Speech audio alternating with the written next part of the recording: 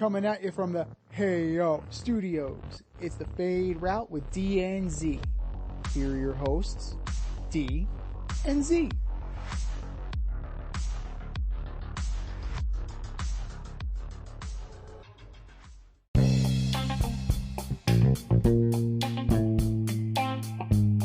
Coming at you live from the Ayo Studio. Ayo. It's the Fade Route with D and Z. I am D. Got a great show for you tonight. Lakers kind of get embarrassed. Caitlin Clark is left off Team USA roster. And Rob Manfred has another issue with his Major League Baseball product. But we begin today's show with the showdown in the Bronx. The Dodgers and their fans with the New York Police Department escort have come to town, and they took it to the Bronx Bombers, winning 2 out of 3 with a blowout on Friday, blowout on Saturday, 11-3. They won on Friday, 2-1, and then the Yankees won 6-4 on Sunday. Yankees fans are losing their mind on social media. How are you feeling about the showdown in the Bronx? June 7th, June 8th, June 9th.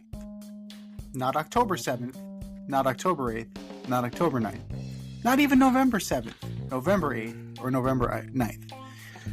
Wake me up when we're out of June. In terms of big deal, little deal, no deal, this is no deal at all. What I find interesting, though, it's not who you expected to give you the agita.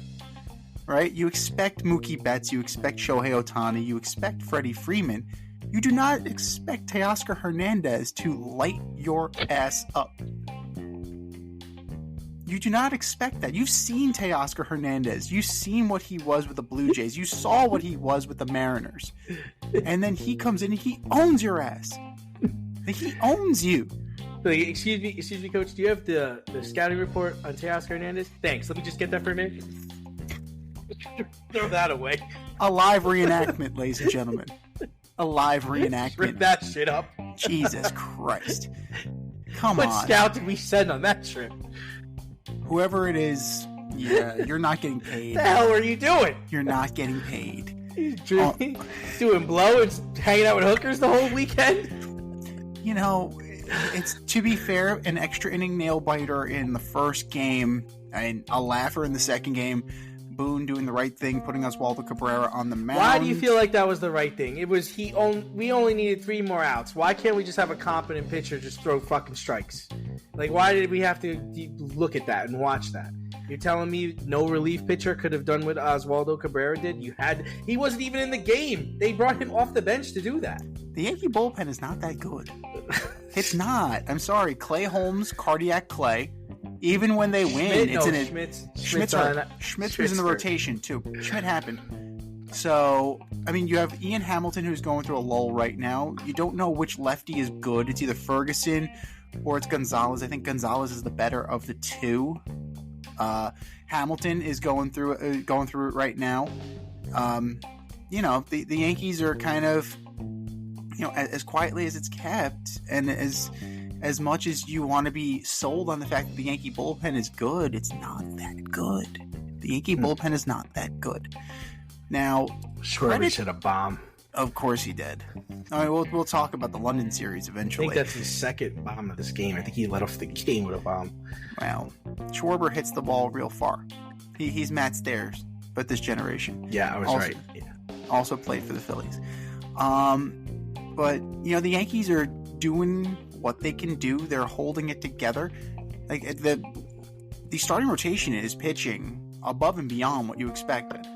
If you told me at the beginning of the year you were going to get what you're getting from Rodon, you're getting what you're getting from Stroman, you got what you got from Clark Schmidt before he got hurt, if you would sign up for that, if you told me that Luis Gil could be a Rookie of the Year candidate, Cy Young candidate. Cy Young, Rookie of the Year. Possibly Cy Young. Possibly. Yeah.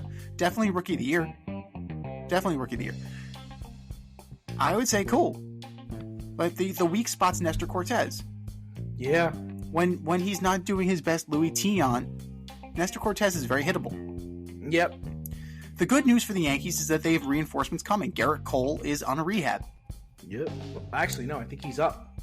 So, but I saw him in the dugout this weekend. He's up. So, he's close. He's close. Now, Yankee fans, I completely understand where you're going to get concerned. DJ LeMahieu can't hit the broadside of a barn right now. Rizzo is regressing. Stanton is streaky. Stanton's always been streaky. Right? He'll hit 10 home runs and then he'll strike out 10 straight times. Fun fact about Stanton, he is one of 2 active players that has hit a home run in all 30 Major League ballparks. Huh. That is an interesting piece of trivia. That is a very interesting piece of trivia. Who was the other one? Hold on. It's an obvious one too. Give me 1 second. It is. Oh, actually, it's not obvious. It's Manny Machado. It used to be obvious. It would have been. It once would have been obvious. Judge is doing his thing. Juan Soto. That's concerning. If he's going to miss an extended period of time, he's back. He's playing. He's playing. So, that inflammation in his forearm. You lost the series out of him. He's back. If he's back, that's fine. The Yankees do have some holes they need to fill. They have about 6 weeks till the trade deadline. Teams may start falling out of it unless they're in the National League. And we'll get to that in a second. But teams will start to fall out of it, and the Yankees can pick the bones, right? You can do addition by subtraction. You can do change of scenery. I mean, I know that, for example, the Cubs, they're kind of sour on their third base position. Like maybe you take a low-level prospect, a guy who's not really on the radar, and you send DJ LeMahieu to the Cubs. Maybe you do something like that. You sell low, and you let Oswaldo Cabrera play.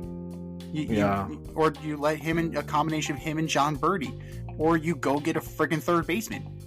Maybe you go get Arenado. If the Cardinals, I'm not convinced that they're going to sell yet.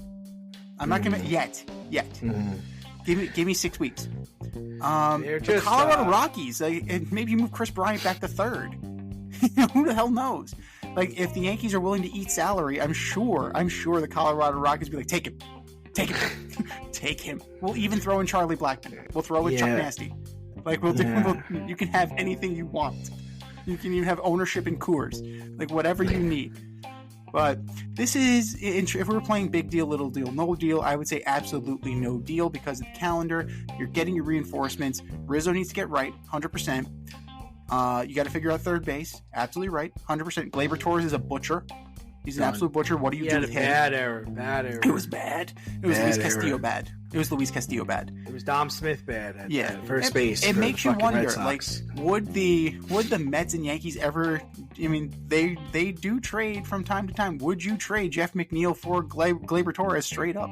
They're both really scuffling right now. It's really bad. Both of them are pretty damn bad. I just don't think either guy has any value. There's no value. They're a kicker. There's no value. They missed out on he wanted too much for Gleyber 2 years ago. Yeah. That train he is a defensive liability. He can't hit the ball. It is just awful. It's bad. It's very bad. Naturally, of course, the Mariners are interested. As always, the Mariners seem to be interested. So you're saying there's a chance. I'm saying there's a chance. Yeah, I mean, for me, it's just another example of how tough that Dodger lineup is, right? I mean, I watched the game on Friday and the game on Saturday. Actually, no, I watched all the games. I watched Friday, Saturday, and Sunday. But Saturday was the blowout, and like I said, you find value in Cabrera coming in. I don't. I think that was just annoying, if anything.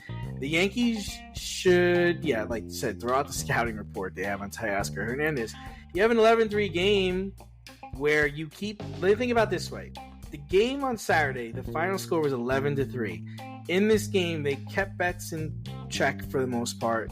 Ohtani was okay. Freeman hit them up for some runs, but in all that, it's Teoscar Hernandez who hits 2 bombs and has 6 RBI. That's the problem. Yeah.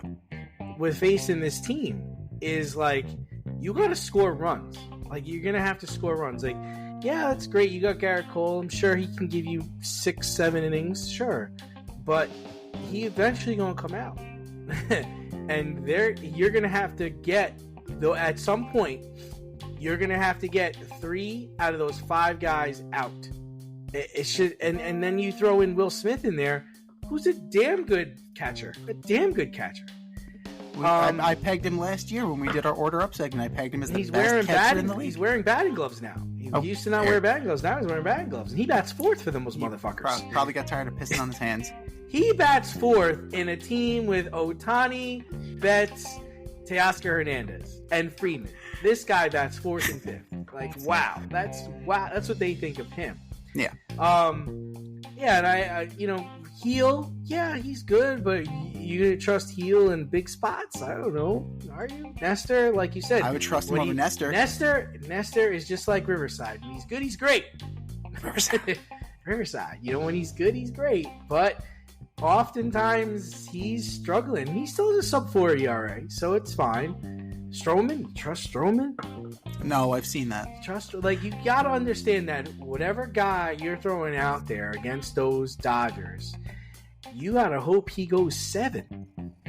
Otherwise, you're gonna trust your bullpen for 4 to 5 innings against these guys?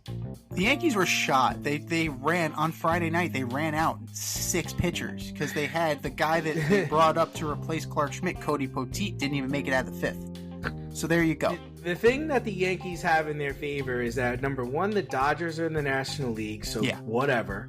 And number 2, they're going to have to get through the Phillies and the Braves. And I don't know. I think that they'll definitely get through the Braves. I don't know if they can get through the Phillies. The Phillies are damn good. They're damn good. So, for as far as right now, it's really no deal.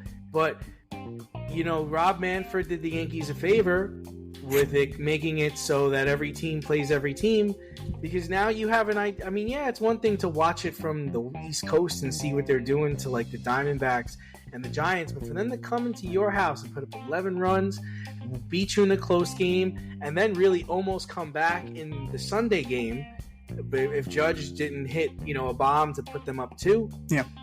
And the other part was they were doing all this without Soto. Does Soto make a big difference? I don't really think so. But I don't know if the other people on this team are going to be able to keep up with the Dodgers team if everybody's healthy. Well, right? Soto lengthens the order. I mean, you can't rely on Trent Grisham every day. Yes, He Trent Grisham hit the the home run, but Juan Soto lengthens it. Yeah, see, he lengthens the order, but it's literally just Judge and Soto, right? Are you scared? Are you really scared of anybody else? Are you really worried about pitching to Stanton? Are you really worried about DJ LeMahieu? Are you really worried about Volpe? You're not really worried about those guys. You're kind of worried, but you're not really worried. You're worried about 5 to 6 guys in the Dodger lineup that can all punish the baseball. And in some innings, you're gonna have to face all 3 of them. Like, have at it, Haas. Yeah. The best thing, I think the best recipe for dealing with and again, the Dodgers, they're one of 4 teams in the National League that are above 500, right? But you need a team that can bang the ball with them. Okay, Phillies. You need a team that has at least 2 guys that can go the distance, go 6 to 7, Phillies. And then you need a team that has a good bullpen, the Phillies. And that's why I really just think the Phillies are the team that's going to really give them a hard time. I can't really see that? The Phillies bullpen imploded against the Mets in London. Yeah, but Alvarado is not. Alvarado is as shaky as Clay Holmes. Man, you're going to talk to me about a game in London? Come on, man. Like, they count. They count just as much as anybody else. Should they? They do. They do. As much as a regular season game in the NFL does.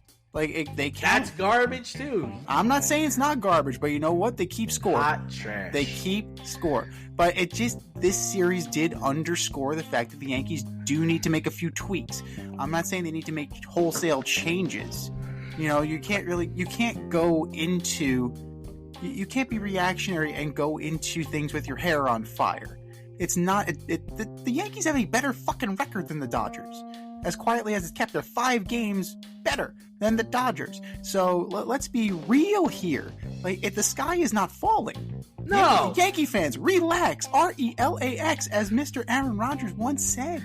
Calm the fuck down. That guy didn't show up to mandatory camp today. But we'll talk about more baseball stuff. I just alluded to this. There are less than a handful of teams over 500 in the National League. There are exactly 4. Jesus. And that would be the Braves, Phillies, Dodgers, and Milwaukee Brewers, for those keeping score at home. And only 10 in all of baseball. Injuries, underperformance, super teams has Major League Baseball venturing into NBA territory. So if you're Rob Manfred, how do you fix this? I got 2 words for you. Salary cap. Salary fucking cap. This is absolutely insane. The rich get richer, the poor have children.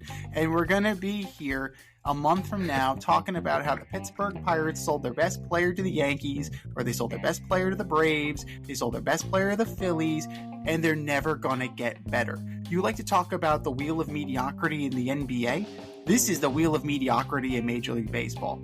Like a guy like David Bednar, who is an all-star and a pretty good pitcher, he'll probably end up on the fucking Yankees. Mm-hmm. Right? Aroldis Chapman, who's having an okay year, he's going to get moved. Anybody that has any kind of value on a lower market team is going to get flipped to a higher, bigger market. Because 1, they can afford them, and 2, they're willing to drop the prospect capital. So, and they're willing or able to absorb money at the end of the day. They can outspend. The Yankees can afford to outspend mistakes. The Braves can outspend mistakes. Like, you absolutely have to be wary of that. What happened? Right. No. Stupid play. Oh, okay. But, that's a major issue. And you're leaning into, if you can't beat them, join them. So the teams that can are... The teams that can't are going to get left to the wayside. So Rob Manfred, you got to get everybody in a room. You got to realize that all of these cosmetic rule changes aren't changing the fact that the haves have and the have-nots are feeders for the haves. And it's like dozen. It's 10 teams over 500. When you look at teams that are exactly 500 or better, it's only like 12. So that's fucking mediocre. That's absolutely terrible, and you have allowed this to happen. Right. This is not parody. This is absolutely, this is absolutely feast or famine. You got to fix it, and the only way I see to fix it is a fucking salary cap. Well, let's be real. I mean, this is what aside from the recent changes, this is what baseball always was, right? It was that, once you hit the close to the trade deadline, teams like the Yankees go get Cecil Fielder, they get Jose Canseco, they all load up for their playoff run. The difference, though, Rob, is that you put in all these new rule changes that has affected the landscape of baseball. And when I mean rule changes, I mean like putting the runner on second. You think in extra innings, you think that doesn't have an effect, but that affects wins and losses. You've increased the amount of teams that make it into the playoffs. Now, this year, we're likely to see a sub-500 team make it into the playoffs, right? What you've also done is you've changed the way people are approaching building their teams. Because I need, certain a guy comes in from the bullpen, he has to pitch to a certain amount of players. You've added all these nuances into the game, and for every action there's a reaction. This is the reaction. This is what's happening. I think the DH in the National League has changed things, right? That was something that other teams used to their advantage, whether you batted the pitcher ninth or you batted him, eighth, or there was the double switch. There was some strategy in playing. And that could be a win here and a loss there. You have all the teams playing everybody. So now the Dodgers are coming and playing the Yankees. Those are 2 losses the Yankees probably shouldn't have gotten right now, right? I mean, it's fair to say you're affecting the landscape of baseball, man. So you had 2 words for how to fix it. Salary cap. I have 1 word, and it's for Rob Manfred. Retire.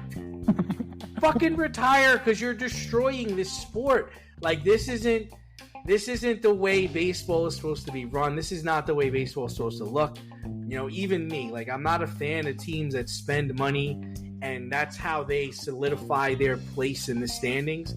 But that's way better than this garbage. This garbage. Like, you have the Chicago White Sox that are on pace to win only 41 games, Rob. That's not balance. That's rubbish. Your product, like you said, Z, is like, well, actually, like I said in the opening, it's starting to resemble the NBA, right? It's starting to look like that. Like, if I'm the Marlins, why bother?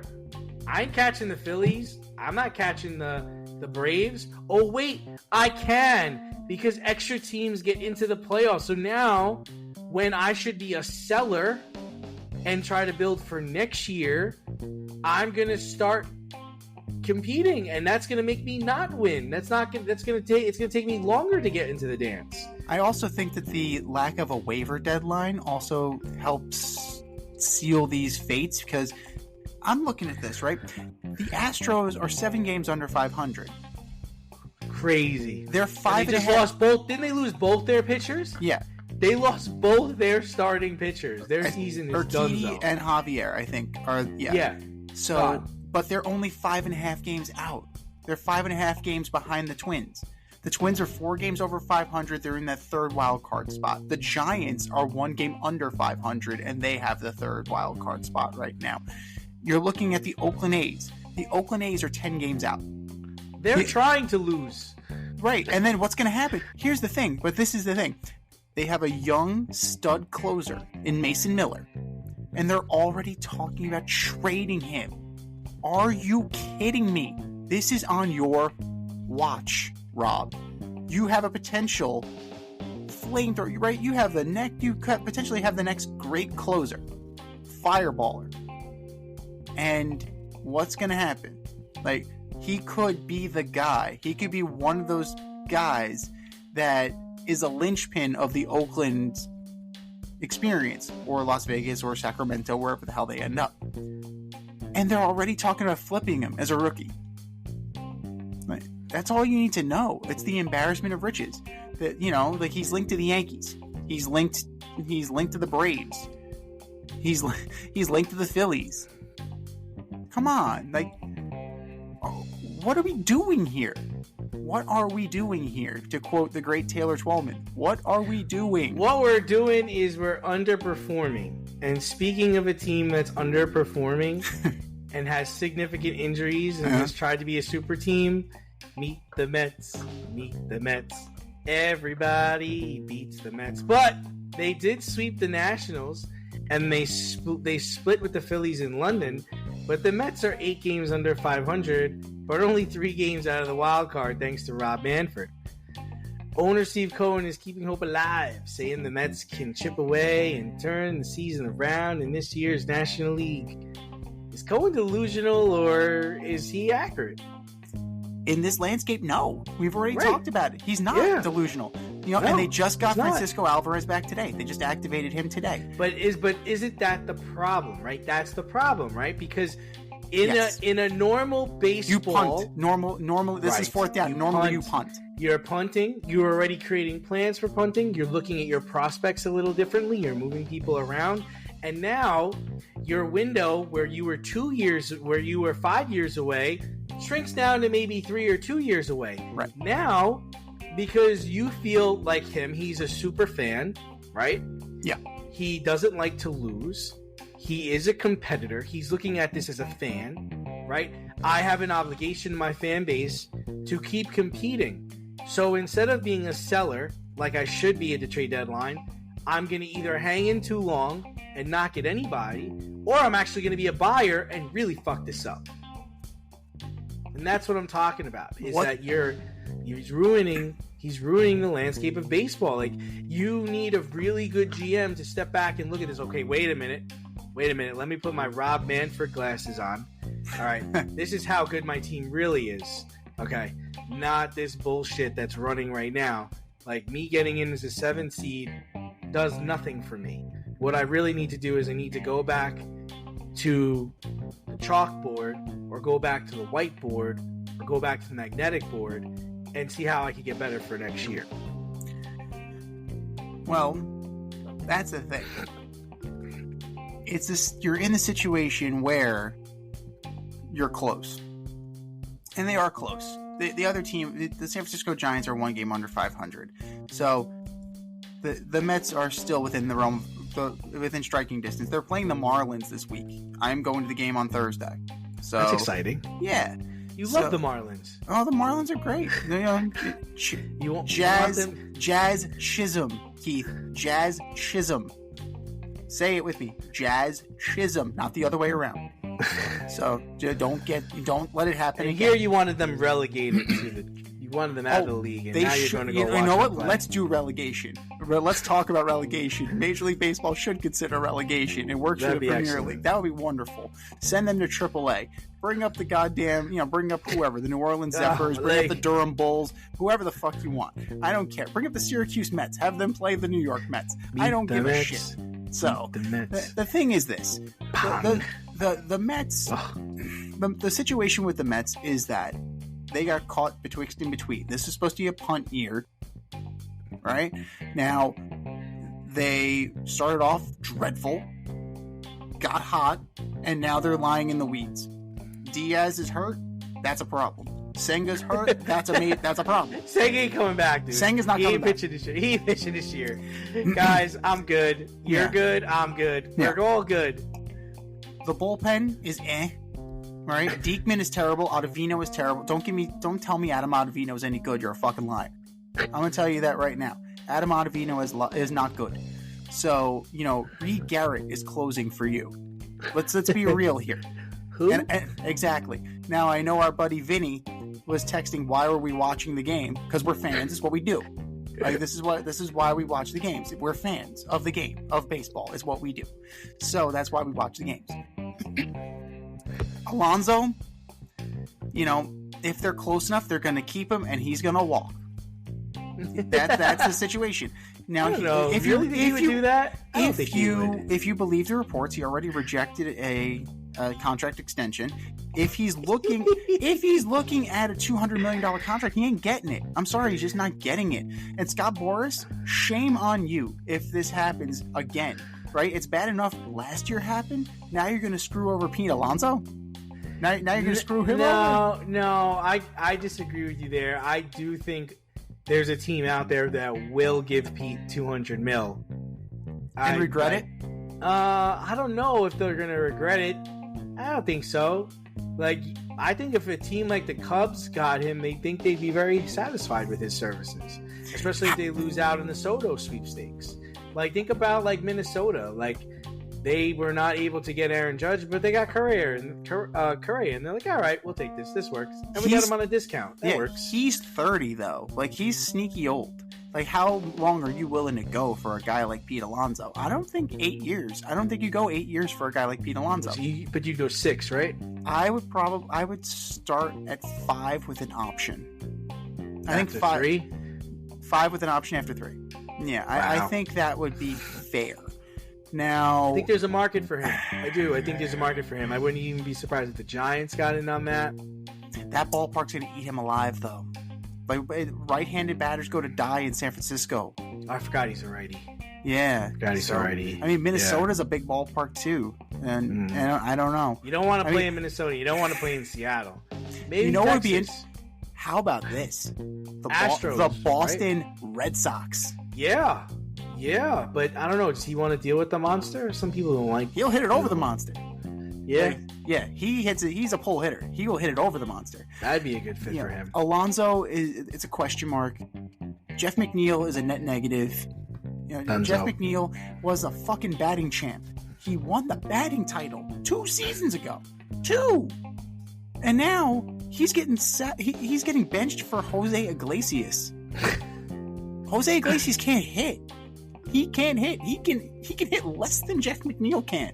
The difference is Jose Iglesias is a Gold Glove caliber fielder. So if you are not hitting, you better bring something to the table. And what is Jeff McNeil bringing to the table? Temper tantrums. Temper tantrums. That's what he brings to the table. So you really you're hanging your hat on Brandon Nimmo, who's not a cleanup hitter. He's a leadoff hitter. right? Lindor's in the leadoff His spot. He should be in the fielding's 2. been shitty. He's been His terrible. His fielding's been shitty this Brandon year. Nimmo, since he got paid, has been terrible. Now, I really, a part of me thinks it's the move to left field. You move him back to center field, I think his defensive metrics grade better. Like, they stuck him in left because of Harrison Bader. You serious? Really? Harrison Bader? Where is Harrison Bader? I haven't seen him in a while. Yeah, he's there. He's there. He crushes left-handed pitching. So, he has a role. You have Bader, you have Tyrone Taylor, you have Marte, who's graded as one of the poorest outfielders in the league. Like, that's a major defensive underperformance. Like, Starling Marte started out great. Lindor has major league regressed. Is he going to get on his equatorially hot streak? It's coming soon. That train's never late.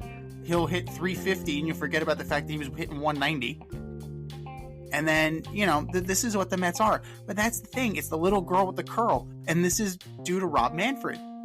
We're not out. We can win this thing. It's you like to say I'm delusional.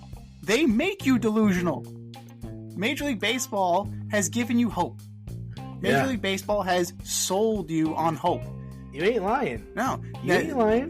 That secondary waiver, that secondary waiver period in August, that was for the teams that hung on and said, "Fuck, we regressed. Let's just get rid of everybody." Right. So that helped. That used to help. Now, you either shit or get off the pot. In July, there's still half a season to play. Like, how are you supposed to have that kind of forethought? Yes, the Marlins and the White Sox, I understand that. Meanwhile, the White Sox are so, you want to talk about delusional, they want a Juan Soto package for Luis Robert. Yeah. No, you're not getting that level of prospect haul that the Nats got for Juan Soto when they traded him to San Diego. You're not getting that for Luis Robert. I'm sorry, I hate to break that to you, but Juan Soto and Luis Robert are... this is the only way they're mentioned in the same sentence. So, there you go. Sorry. But, this is where the Mets are. Can they get better? Yes. At their detriment, probably. If they jettison McNeil, maybe you call up Luis Angel Acuna and you see what you got. Maybe you call up a guy like Drew Gilbert if you get rid of Starling Marte. You see what you got. The Yankees are in a similar boat with Anthony Rizzo. If they cut bait with him, there's a guy in AAA ready to go. There's a prospect in AAA. Maybe this is the route you go. But it's too early. And Rob Manfred has made it such that there's still hope. Thank you for that. I appreciate that, but I also don't want my guts ripped out. Like, that's the problem. I just don't. Do you want one? Yeah. Do you want one to the head or one into the chest? It's the death of 1,000 paper cuts. That's what it's become. The death of 1,000 paper cuts. Just put me out of my misery quick. Right. I don't want to bleed out. Just quick. Put me down. Just quickly. Avoid messy accidents. Get better stopping power with your brake pads. Callahan brake pads. You never know when you'll be driving in the road and there will be a truck tire that you need to avoid and save your family. Callahan Auto. We really care about what's under your hood. But turning over to basketball, and we're actually not going to talk about the NBA Finals, well, not really. The Lakers managed to upstage the series by leaking reports that they plan to offer UConn coach Dan Hurley a huge contract to coach their basketball team. Allegedly, this had the blessing of GM and team president LeBron James. But Hurley made his decision, and he will not be taking his talents to Hollywood. So what does this mean for the Lakers? Call JJ Redick back? I don't know what to tell you. Dan Hurley, he has a 6-year contract with UConn. They were offering him a 6-year contract for about $70 million, and he turned it down. So kudos to Dan Hurley for not making it about the money. And let's be real here. Dan Hurley's a feisty guy. We'll be nice and say he's feisty.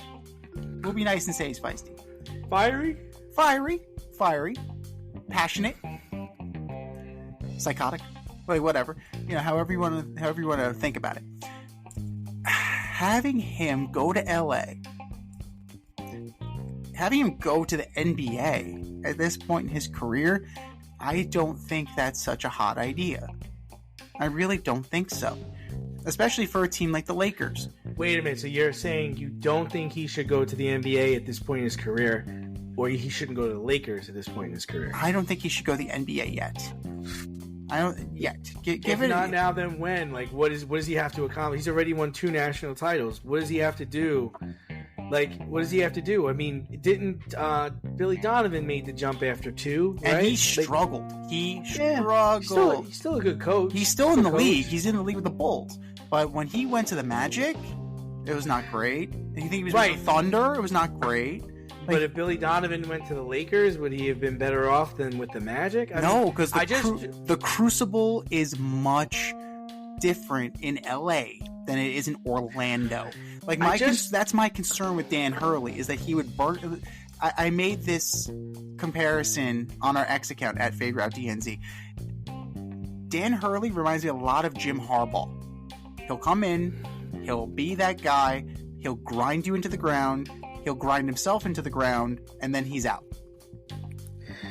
Like, that's what I see. I just don't know what job, like, you're hoping to get to go to the NBA. Like, is that what you're trying to say? Like, you'd rather have a low expectation dumpster fire team? That's what you want to come in to coach in the NBA? You want to go from being a national champion to coaching the Bobcats or coaching the Hornets? Like, that's what you want? You don't want to come in and coach one of the 10 best players in the league?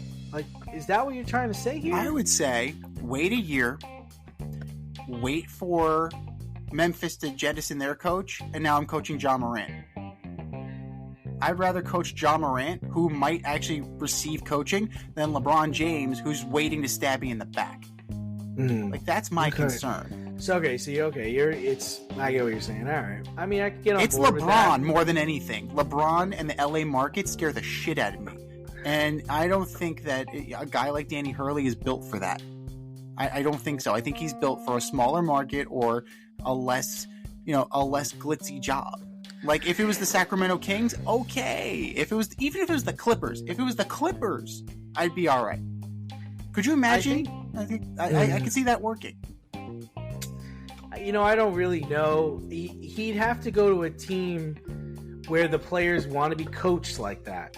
And I don't know a lot of places where they have that. Like, unless he changes his coaching style, he might come in and be different and be more of a tactician and less fiery. Like we talked about this a couple years ago when the Jets, hired Robert Saleh. He's a rah-rah guy. But that's not what a head coach should be. A head coach needs to be like, all right, I got to make rational decisions here. Yeah, you could get fired up and yell at the refs, but you can't be going to your players like that. You can't, there's a certain line of respect, right? You can't be like, what was it? The guy, PJ Carlissimo, motherfucking everybody. Right. Because they're going to choke you. Like, these are professional basketball players. The only thing I would say is I do feel like he has a good basketball mind. I think he could X's and O's with LeBron. I do think that part would work. The rah-rah stuff, no. But I do think he knows basketball. I think he could talk X's and O's. The only thing I would say about you, okay, I get what you're saying. Wait for the Ja Morant opportunity. In that situation, you're still coaching the Memphis Grizzlies. Are you going to be able to beat the Timberwolves? Are you going to be able to beat the Clippers? Like, to me, if I'm coming in, I'm going to know where I stand. I'm always going to be able to go back to college, right? Yeah, I'm always going to be able to go back to college no matter what, right? So if what he's saying is true and what he says is I really want to try out the NBA, like I really want to give it a shot. Like Tom Izzo was offered a bunch of times to go to the Pistons and he never went. He's a college coach. Cool. We know that our Paisan who coaches St. John's, he came up to NBA. Yeah. Wasn't for him. We know Calipari. He's a college coach. The NBA is not for him. So Mike Krzyzewski, another guy, offered the Lakers job when Kobe was there. Not interested. I'm going to stay here. I'm going to finish my career in Duke. So if you're going to stay now in UConn, just stay. Right. Just stay. Because the Laker job, while you might not have success there, it will open other doors for you in the NBA if that's where you want to be. But we talked about this. Hang on, one sec. But is that Yeah. the Lakers or is that being LeBron James's toady? At this point in career, I don't really know, because I do think he can talk with LeBron. I think he can talk X's and O's with LeBron, and they could work things out together. Because Ty Lue had his stamp of approval, and I think that's why Ty Lue got where he's gotten. I mean, yes, Ty Lue is a qualified coach, but he also has like the LeBron seal of approval on it. So I don't know where one ends and the other begins. Is my thing. Like, I really don't think Darvin Ham was the X's and O's guy that LeBron demands. I don't think in the beginning Eric Spoelstra was, but I think Eric Spoelstra eventually got there, and that's where there was a mutual respect and it worked. Well, he also had Pat Riley in his corner telling LeBron to shut the fuck up. Possibly. I think it's. But I'm just saying, like, if I'm gonna come into the league from college, I want a chance. LeBron gives me a chance. I don't think Ja Morant gives me the same chance. Jimmy Butler gives me a chance. I don't know if another team does that. I don't know if there's other teams that can give me the chance. I got one in the Eastern Conference. The Cavaliers fired JB Bickerstaff. They were 4th in the Eastern Conference. It's an easier track. It's the Eastern Conference. So if you're Dan Hurley and you're weighing the scenario, I don't have to climb over Denver. I don't have to climb over Phoenix. I don't have to climb over Minnesota. I don't have to climb over the Warriors. I just have to get past the Knicks, the Celtics, and the Bucks. Don't know. I don't know. That's a great question. I don't know, but it's available. And Jimmy Bickerstaff got done. He got done dirty. Like the Suns. To me, the Suns' job's appealing. I got 3 stars. I got 3 players. Yeah. I can coach if I believe in myself to be able to coach basketball, right? Yeah. I don't want a shit situation. I want a situation where I know that I got a shot. Well, if the Pistons call you, you hang up. Yeah. Who this? This is Trajan Langdon. Who? Yeah. So that's where I am with that. But. So where do you think? Who do you think though? Is it James Borrego or is it JJ Redick or like who's getting this job? LeBron, just give the job to LeBron. Let him do it. He's change the rules. Let him be the player coach of this fucking team, and let's move on. No, I think the breakaway suit and just like I think Sam Cassell deserves it. Yeah. I think I'm not a JJ Redick guy. That would actually be the biggest letdown of my podcasting career if JJ Redick becomes the head coach of the Lakers, because that's just garbage. And what happens to their podcast? Because LeBron and JJ have their podcast. Are they going to do it? Yeah. Well, that's the whole thing. Is like, what's JJ's angle in this? Is it really for him to be the head coach of the Lakers, or is it to become a producer and have his own business? Right. And I think that's what's going on behind the scenes. I think really that's what this was all about. I don't know if they really wanted Dan Hurley.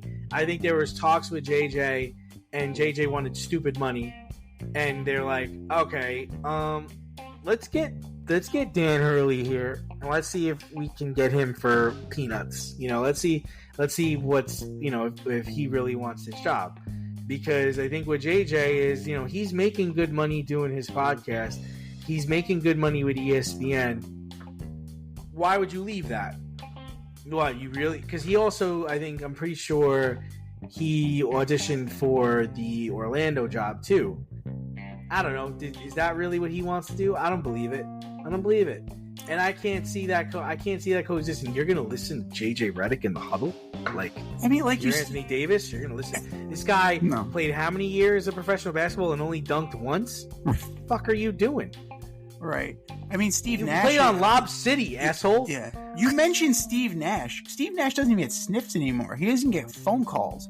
Like, why is that? Oh, you like that? You like that post? I find that was very interesting. You got guys. True, we got some gems on this X here. How do you just coach the Nets and then all of a sudden disappear? Like, what the fuck? Same thing with the dude who coached LeBron, the Russian dude. David Where'd Blatt. he go? He went back to. Where's David Blatt? Where he? Tel Aviv. He went back to Israel. He did it. I wish I was kidding. That's it. That's it, dude. You're out. Yeah. You're out. He went back I think he went back to Maccabi Tel Aviv.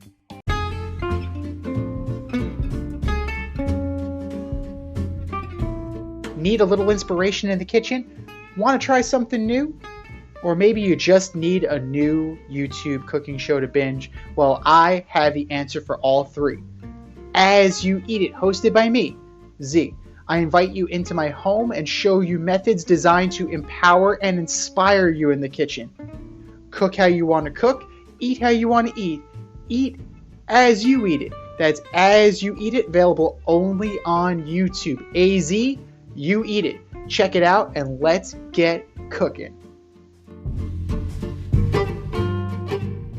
All right, let's move on. Let's talk a little women's basketball because I know you love it. We can say au revoir to Caitlin Clark. Clark has been left off the Olympic roster, and that decision is stirring up a lot of controversy everywhere. Clark defenders are citing Christian Laettner as the precedent for putting her on and chastising USA Basketball for not wanting to grow the game. Are they on to something? What are you feeling about? Because I know you're a big Caitlin Clark fan. No, actually not a Caitlin Clark fan. You're not a Caitlin Clark fan anymore? Last week. I haven't been a Caitlin Clark fan.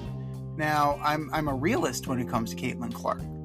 Okay, good. I think it's important to know. Most people aren't. Most people think she's the second coming. And that's, no. Like, in this league, she's done ugats. And that's the thing. She had 10 points last night in a blowout. Now, she also, she is entitled to be a rookie in the WNBA. This is the path that she has chosen. And she's getting her shit wrecked by veterans.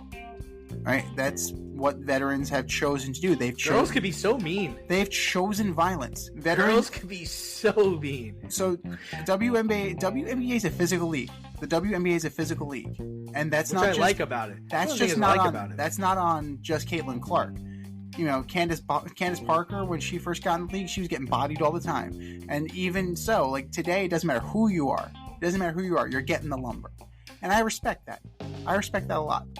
But she still needs to grow and develop. She's also probably exhausted, right? Yeah. She had the women's Final Four, then the draft, then training camp, then the season. Right? Word. That's it. Boom. Boom. She's on a hamster wheel. So... at some point, she needs a breath. Now, in a blowout loss, fans chanting, "We want Caitlin," that does her no good. In a blowout loss, let her get some rest and let her kind of collect herself a little bit. Because the Connecticut Sun have her number. The Connecticut Sun, they're a well-coached team. Yeah. They know. Come on, we talked about this. She has flaws in her game. She had them in college. You know, she's brought them to the WNBA, and good teams, good coaches, are going to take advantage of those things, especially if you're showing that you're very sensitive to aggressive play. We're going to be aggressive with you. The times that she had the biggest trouble is in college, were when teams were aggressive with her. She doesn't like that. It gets her off her spot. My question is this: who were you leaving off to put her on? Right? Let's think about this. Right? They cite the Christian Laettner rule. Who was off so Christian Laettner could be on? Probably Isaiah. Isaiah Thomas. Isaiah fucking Thomas. That's who. Yeah. So, and Christian Laettner, what did he do on the Dream Team? He got their Gatorade for them. Let's be real here. Christian Laettner did jack shit on that team. The only thing I would say, Z, and I think you would agree with me, Christian Laettner was a lot more deserving to be on that team than Caitlin Clark. Deserves. He's probably the best college basketball player of all time, and he came off, I believe, I want to say 2 championships in Duke. Yeah. I mean, Deserves is hard for me to say, right? Because you have a guy like I'm saying you compare what Christian Laettner did in college to why he got on the Olympic team compared to what Caitlin did in college and the argument for her going on the team. Right. That's not the same. That's not the same thing, man. It's just not, And again, I mean, I'll talk about this every week. Diana Taurasi, way better WNBA player. Like in college and when she got to the pros, chick won gold medals, chick won championships. She changed the dynamic of the team that she went to. Magic Johnson, when he came to the NBA, Kareem could not play center in Game 7. I'll play center. Had a triple-double and won the NBA championship. He won the NBA championship and the NCAA championship all in the same calendar year. That's a difference maker. That's what everybody has put on this poor woman. I'm starting to feel bad for her because she is not as good as everybody is prompting her up to be. She's good. Yes. I'm not saying she's bad. She's good. I had this argument with my mother, but she's not as good as everyone's trying to push her to be at this stage. Maybe in 5 years, maybe in 4 years, but right now, no. She's just another WNBAer, right? Mm-hmm. I actually think the girl who went to Chicago is having a better rookie year. Angel Reese is having a better year. Yeah, she's having a better year. Statistically, yes. But they also play two different positions. 100%. Caitlin Clark is a point guard who probably shouldn't be a point guard, and Angel Reese is a power forward.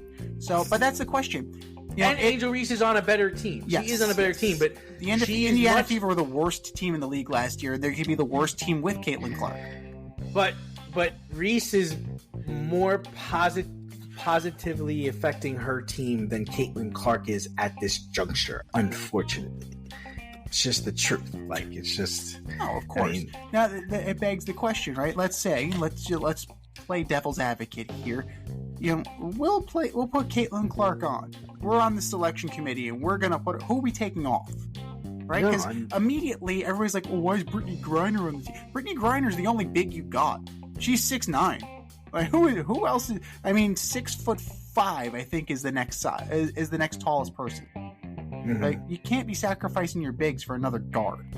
I'm sorry, not in the WNBA game where physicality still rules. So Brittany Griner, that's not a question. Who? Taurasi? On the international stage, I'm taking the experience of Diana Taurasi. Right? Brianna Stewart? A former WNBA MVP? No. Sabrina Ionescu? No. But who are you taking off? A legitimate argument. A legitimate question. Who are you taking off to put her on? It's not hating. It's not hating when you have that many guards. They're deep. They're deep and they're exactly. good. But they're also good. They're good. There's nobody there. It's like you're not lighting it on fire this year, girl. Your team, I think, only has 1 or 2 wins. You're not lighting it up. You're not deserving of it. Now, if you came in and you were lighting the world on fire, and you took this Fever team that was terrible, and maybe you're 500. Okay, now we're talking. If you made this transition from from college to the WNBA seamlessly, picking right up where you left off, dropping 30, 40 points a game, okay, cool. But you're not. No, you're not Alyssa Thomas. You're not Asia Wilson. You're not Kelsey Plum. You're not there. You're not there. You're not Candace Parker. No. Man. Candace Parker. You're not Cheryl Swoops. You're not. You're not Cheryl Miller, who's probably better than all the people we've been mentioning. Yeah.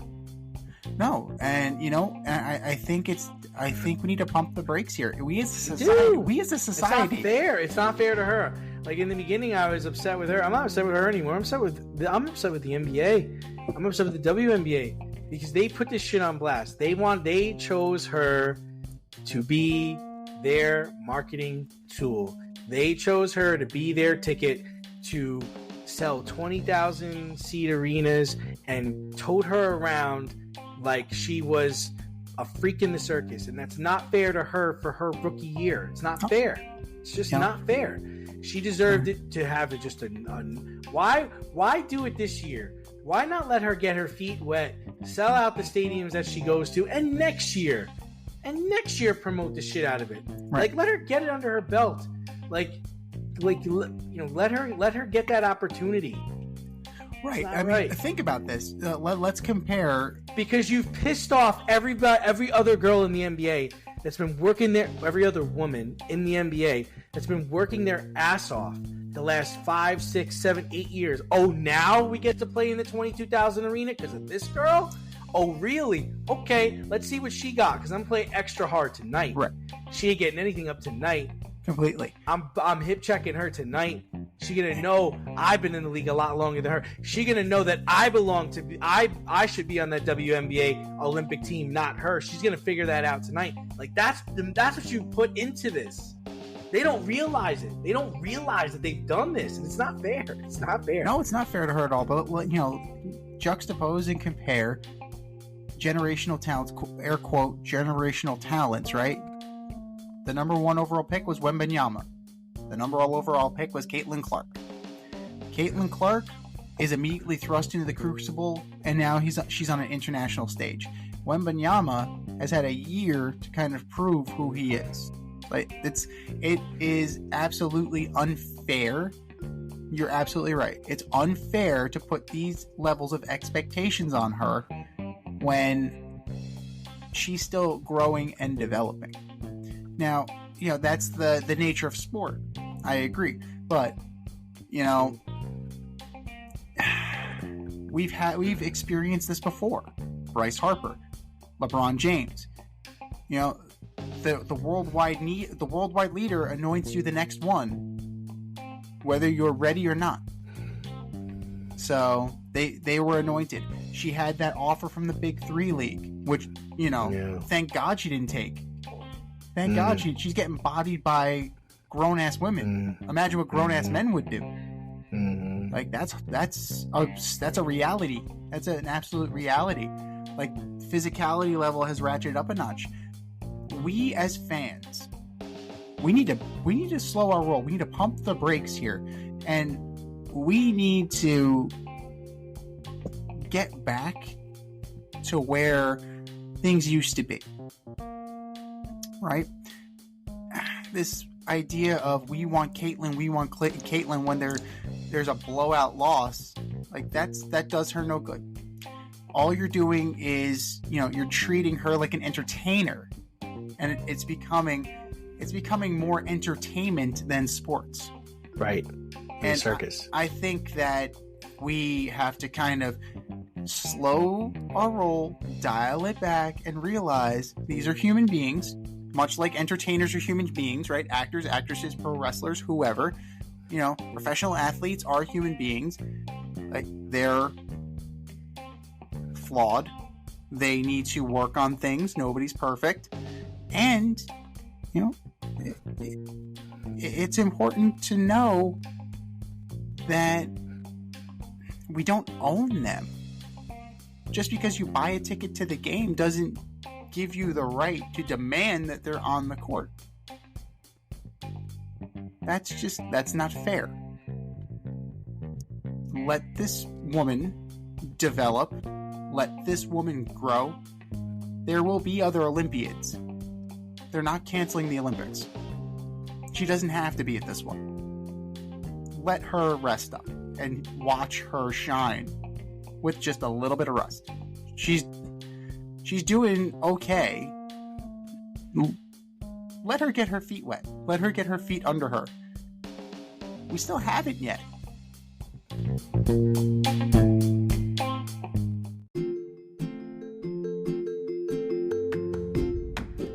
You can't help but smile when you see a balloon. The simplest occasion is a party. Westchester Pop Stars, located in New Rochelle, New York, offers balloon styling and decor for all life's events. Birthdays, anniversaries, weddings, showers, school and corporate events, store openings, or just because. Westchester Pop Stars takes balloons and shapes them into works of art, creating decorative installations for your special occasions. No event is too big or too small, and their custom personalization service is top-notch. Westchester Pop Stars is a private studio, quickly expanding.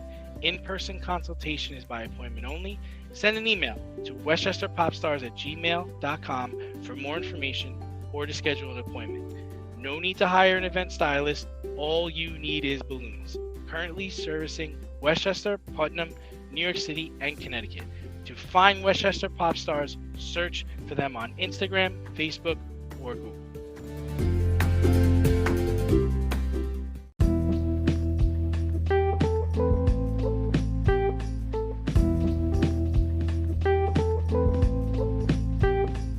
Bullshit or no shit? We're going to debate this week's most controversial sports topics right now.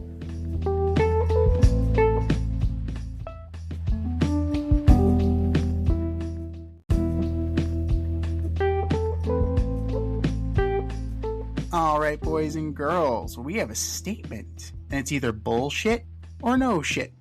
Bullshit or no shit, number one, Jaylen Brown is the Celtics' best player. Is Jaylen Brown the Celtics' best player? They're kind of taking turns, right? I mean, I feel like game one was probably Jaylen Brown, game two is Drew Holiday, or maybe game one might have been Porzingis. Could be argued, right? Don't get me started. You're trying to piss me off. I'm gonna say bullshit. I think the real difference is Drew Holiday.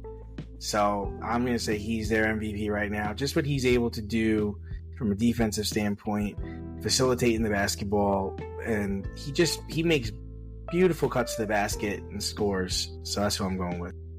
It's absolute bullshit. Jason Kidd tried a little Jedi mind trick on Jason Tatum and Jaylen Brown, trying to kind of use the media to get them at each other and see how well it worked. It didn't work at all. Sorry, Jason. A good try. Bully for you. Bully for you. But you're right. Real quick on this. I mean, we really didn't talk too much about the NBA, but am I the only one that gets the feeling that Luka is not Dirk? Like, really? Like, think about that. Like, he's not Dirk. Like, Dirk took on Dwayne Wade, LeBron James, Chris Bosh. Yeah, he had a solid cast around him, but he took it to another level. He was not going to be denied. And I kind of got that feeling when I watched the game too, where Luka, as good as he is, he had 20 points in the first. He had 20 points, I believe, in the first half, and then he finished only with 29 points in the game. Like, he's just not Dirk. He's not Dirk, and that, I think, hurts him. What are your thoughts on that? I mean, Dirk is one of a kind, right? He was a big that could shoot at that level. Now, Luka's a different player. He is definitely more physical than Dirk was. Like, he needs to kind of feel that. I mean, that being said, he has combined for 62 points in the first two games. So they're letting him get his. I just want to remind you that the Dirk I'm talking about went through Kobe in the first round, that Thunder team with Westbrook and Harden in the second round, and then he took out LeBron James and company in the finals. Like, that's the Dirk I'm talking about. Yeah, and Luka has not played anybody near that caliber. No, he's good. Yeah, but he's not good. He's good. I'm saying he hasn't played anybody near that caliber. You're talking about legends. Yeah. You're talking about legends of the game and the Oklahoma City Thunder. So, there's something to be said there. Like, and Luka will get there. Like, he's done it, right? He did it on the international stage, and he's doing his. He's holding up his end of the bargain offensively. Defensively, he's a minus. He's a minus. He's doing his part offensively. So it's who else can step up? Can Kyrie deliver more than 16 points a game? He's going to have to. Is PJ Washington going to get you more than 17? He's going to have to. Somebody else has to step up. It can't just be Luka scoring 64 points and then everybody else is in the teens. So that's where this comes from. right? And it was a good attempt at a Jedi mind trick by Jason Kidd, kind of sow dissent and kind of get players thinking a little bit, but it didn't work because, Drew Holiday came in and he took care of business. Now, Drew Holiday, he's the X factor. You want to say Porzingis, fine, you say Porzingis. But Drew Holiday plays defense, he facilitates the offense. What the hell was Milwaukee thinking when they jettisoned him in conference? We scratched our heads when they did it, right? Oh, Dame Lillard, yeah, okay, sure, but you didn't need to trade Drew Holiday. It didn't need to happen, and it did. And now the rest of the Eastern Conference is paying for it. And it wouldn't surprise me if Drew Holiday actually is the best player on this team, because he is on both ends of the court. Bullshit or no shit number 2. Kristaps Porzingis' monster return in Game 1. Monster mentioned, said by the worldwide leader. I thought it was. I'm going to say no shit. I did not expect him, especially when I saw he wasn't starting. I was like, oh, man. And then all of a sudden, he couldn't miss. And then he was swatting shit away. I do think he took Dallas by surprise in that game. So I'm going to say no shit. Bullshit. Absolute bullshit. 20 points, a single double. A single double is not. At least he's not getting a triple single like Draymond used to get. Yeah, well, yeah, triple singles are a problem. A single double is bad. And guess what? He's hurt again. As predicted by who? This guy right here. So he has some mysterious rare leg injury, and he's going to possibly be out till Game 5. Let the buyer beware on Kristaps Porzingis. How many times do we see it with the Knicks? How many times do we need to see it with the Mavericks? How many times do we need to see it with the Wizards? Let the buyer beware on this guy. There's nothing monster about him. Absolutely nothing. 20 points, great. A lot of NBA players can roll out of bed and score 20. Some of them do. So whoop-de-fucking-do. He scored 20 points. Absolutely not a needle mover. Bullshit or no shit number 3. The Stanley Cup Finals are more about Connor McDavid's legacy than the Florida Panthers.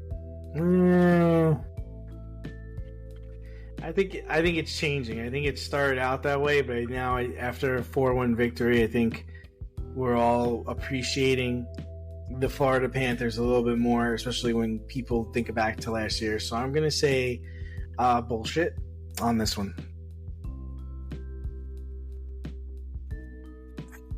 I gotta go bullshit as well. Now, it's certainly a storyline, right? Connor McDavid's legacy is certainly a storyline, and his first Stanley Cup could potentially be his only Stanley Cup. You don't know how things work out, right? Dan Marino got to the Super Bowl and thought he would get back. He never made it back. So crazy. Yeah, who's to say, right? Jim Kelly made it to 4 consecutive. Sports is a cruel mistress.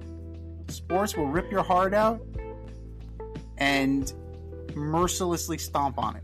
That's what happens. Speaking of mercilessly stomping on things, that's what the Florida Panthers do. They wreck your shit. Now, they play on the edge, again, on the verge of dirty. On the verge. But defensively, they have managed to shut down the vaunted offense of the Edmonton Oilers. Yeah. How do you adjust? You're going home. Now you figure you're going to get some favorable calls. You figure some things are going to start going your way. Can you expect a role player like Rodriguez to score on the road? He didn't. He didn't against the Rangers. He didn't show. I mean, he played very well defensively, and he was in on the forecheck, but he didn't register a point. He didn't register a goal against the Rangers. It's their ability to kill the penalty that's really just. So you can't really say they play so well together. No, they play that tight box. Kill. That tight box is so hard to break through. You need to be able to get in there and disrupt their timing. You need to get in there and disrupt their space. And even if you do, you have Bobrovsky there.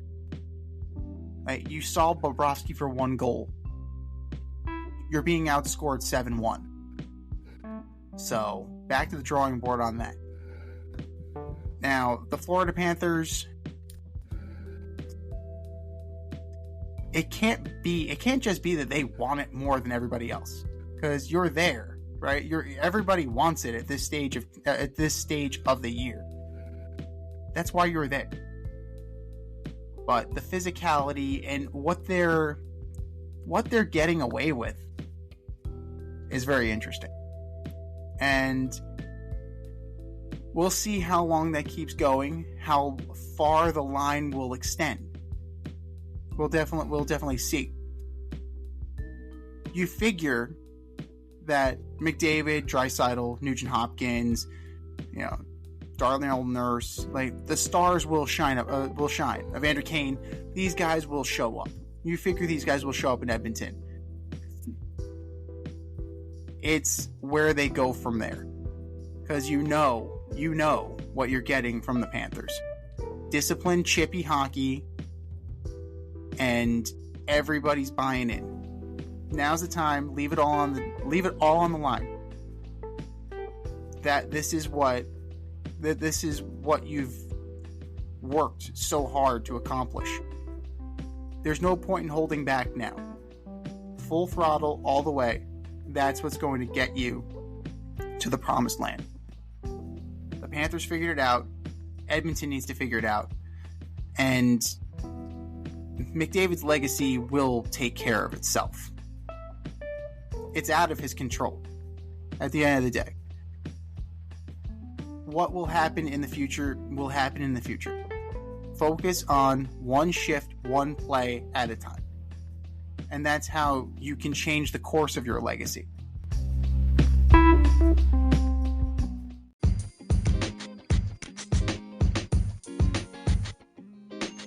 Your favorite podcast has its own merch line now. Go to the Fade store with DNZ.com today for all your Fade Route merch needs. I'm talking tank tops, t-shirts, sweatshirts, like yoga pants, we got those too. Like some cool accessories, we got those too. And we're not done yet. We have so much more planned for you, but check out what we have today at the Fade store with DNZ.com. That's the Fade store with DNZ.com.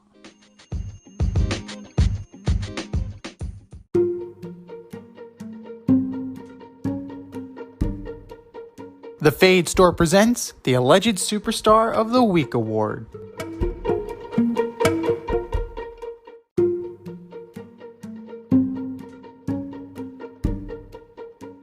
Alright, boys and girls, you know what time it is. It's time for the Alleged Superstar of the Week. We put up a poll on our X account at FadeRouteDNZ and our Instagram poll at FadeRoute Podcast, and you vote. And you vote, and you vote, and you vote. And the winner of said poll gets a shout out on this here show and takes home the coveted ass trophy. And do you know who took home the coveted ass trophy last week, D?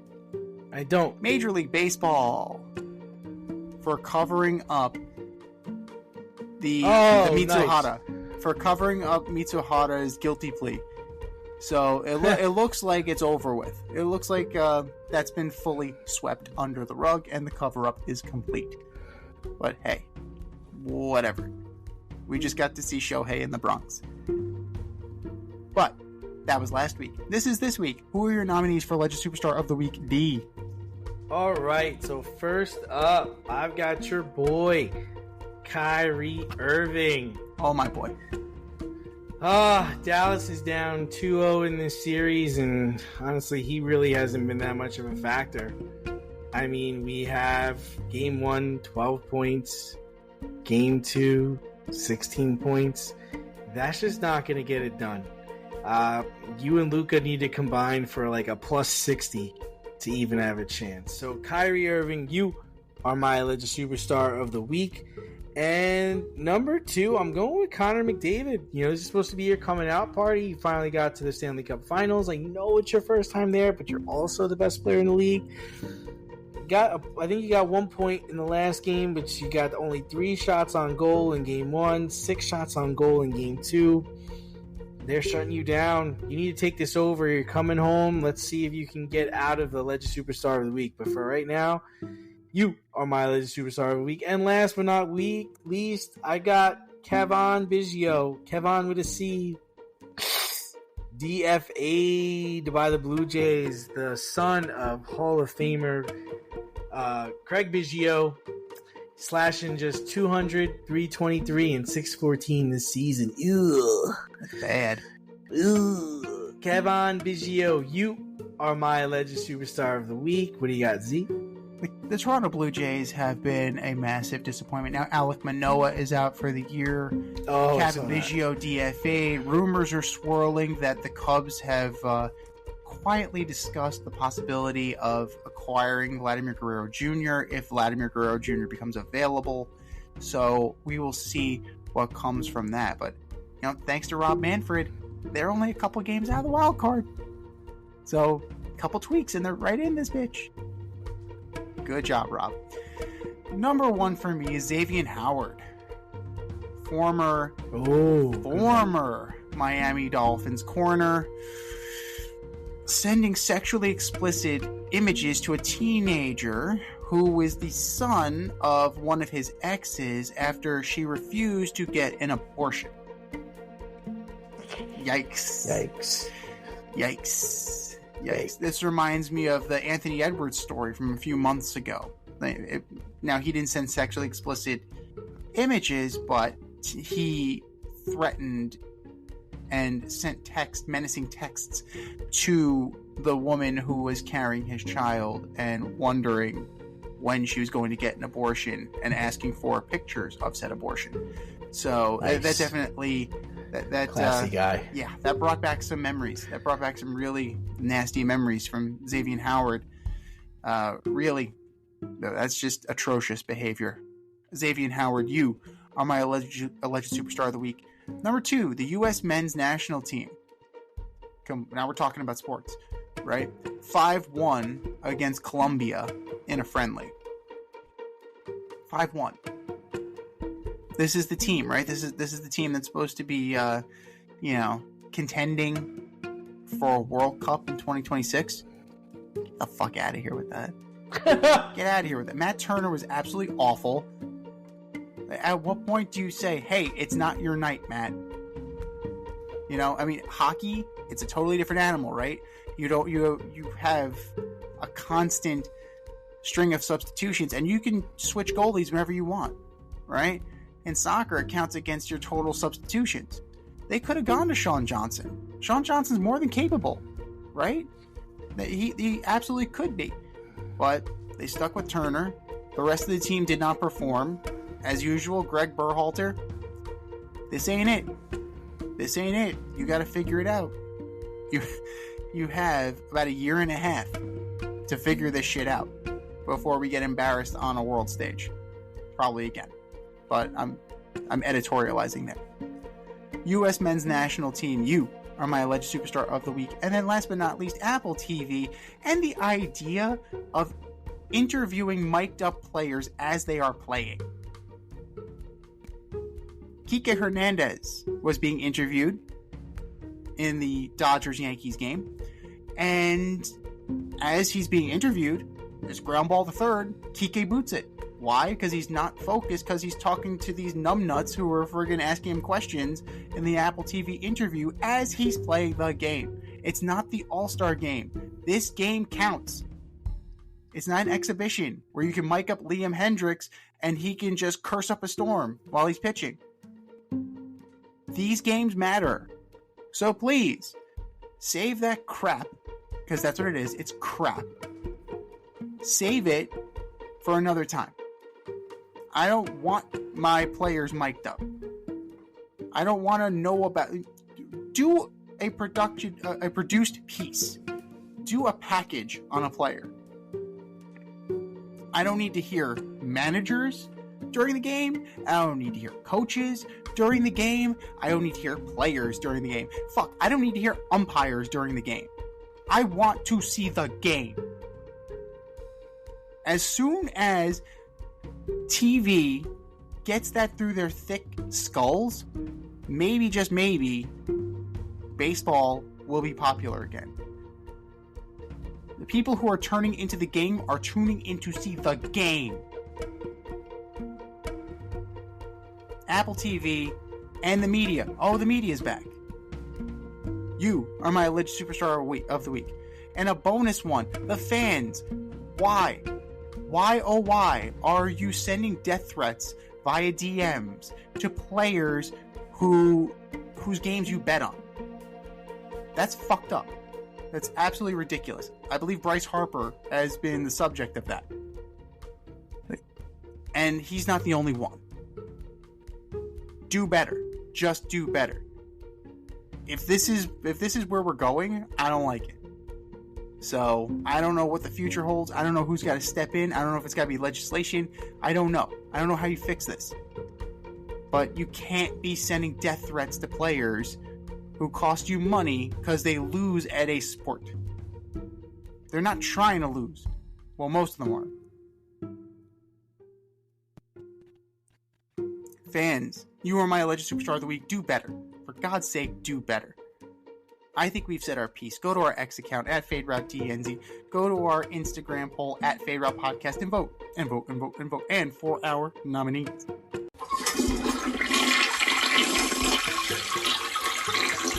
Just do better, boys. Just do better.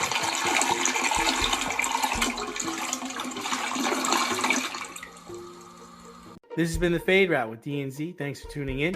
Catch our podcast on Wednesday nights on iTunes, iHeartRadio, Spotify, wherever you listen to your podcasts. So until next time, stay faded, everyone. Time for us to run the go route. We'll talk to you next week. Thanks for listening to this episode of our podcast. If you like what you heard and want to hear more, be sure to like and subscribe on your favorite podcast platform. Rate us 5 stars, leave us a review, turn on subscription notifications, and tell your friends. Spread the word, spread it wide.